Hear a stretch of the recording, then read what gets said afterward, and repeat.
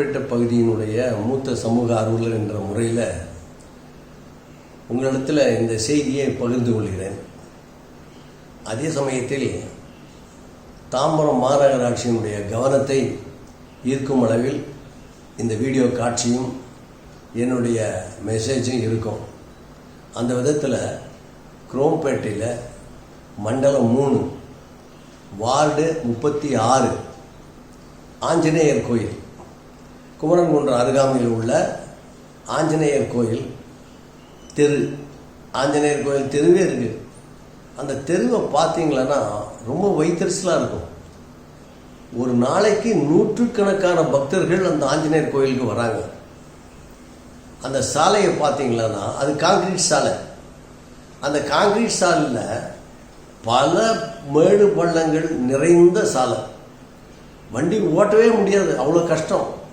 Daily பசங்க நூற்றுக்கணக்கான பசங்க அந்த பக்கமாக வந்தாகணும். விவேகானந்தா வித்யாலயா பள்ளி அங்கே தான் அருகாமையில் தான் இருக்குது. அப்படி இருந்தும் இதுவரையிலும் அந்த ரோடை சரி பண்ணல. அது காரணம் ஜோன் 3னுடைய சேர்மன் மண்டல சேர்மன் இல்லை. அது ரொம்ப வருந்தத்தக்கது. இந்த விஷயத்தில் யாராவது இந்த ரோடை பார்த்தாங்களா அப்படின்னு தெரியல. அந்த கவுன்சிலருக்காவது அக்கறை இருக்குமான்னா தெரியல. ஆனால் அவ்வளோ மோசமாக இருக்கு. நான் டெய்லி அந்த ரூட்டில் போயிட்டு வர்றதுனால அந்த கஷ்டங்கள் எனக்கு தெரியும். அதை விட பக்தர்கள் அந்த கோயிலில் பார்த்தீங்கன்னா விசேஷ நாட்களில் எக்கச்சக்கமான வாகனங்கள்லாம் வரும். எப்படி தான் போயிட்டு வராங்கன்னு தெரியல. ஆக்சிடென்ட்டு டெய்லி ஆகுது. பசங்க போக முடியல, சைக்கிள்லேருந்து விழுறாங்க. மேடு பள்ளத்தை பாருங்கள், அந்த வீடியோ காட்சியை பாருங்கள், அற்புதமாக இருக்கும். அவ்வளோ மோசமான ஒரு சாலை. இங்கே மற்ற சாலையெல்லாம் போட்டுக்கிட்டு வராங்க. கமிஷனர் சொன்னார் 156 கோடி இதற்காக சாலைக்காக ஒதுக்கியிருக்கோம், மழை காலத்துக்கு முன்பாக அந்த சாலையெல்லாம் நாங்கள் போட்டுருவோம்னு சொன்னாங்க. இது ஒரு முக்கியமான சாலை. ஆஞ்சநேயர் கோயில் தெரு முக்கியமான சாலை.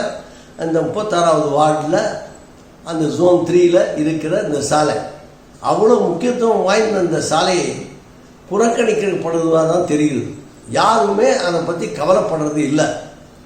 அதனால் அன்பான ஒரு வேண்டுகோள், நமது தாம்பரம் மாநகராட்சிக்கு வைக்கிற கோரிக்கை என்னவென்றால், உடனடியாக காலதாமதம் இல்லாமல் இந்த சாலையை புதுப்பிக்க வேண்டும்.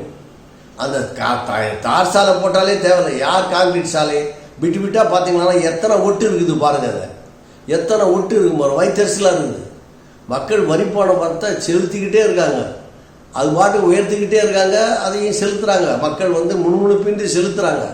அப்படி இருந்தும் இந்த சாலையை புறக்கணிக்கிறது ஏற்றுக்கொள்ள முடியாது.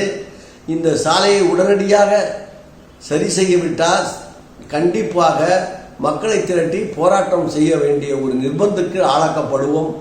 தயவு செய்து மாநகராட்சி இந்த மாதிரி போராட்டங்களை தவிர்க்க வேண்டும். அதை தவிர்க்க வேண்டும் என்றால் அந்த சாலையை உடனடியாக அது சரி செய்து தார் சாலையாக மாற்ற வேண்டும் என்று அன்புடன் வேண்டுகிறேன்.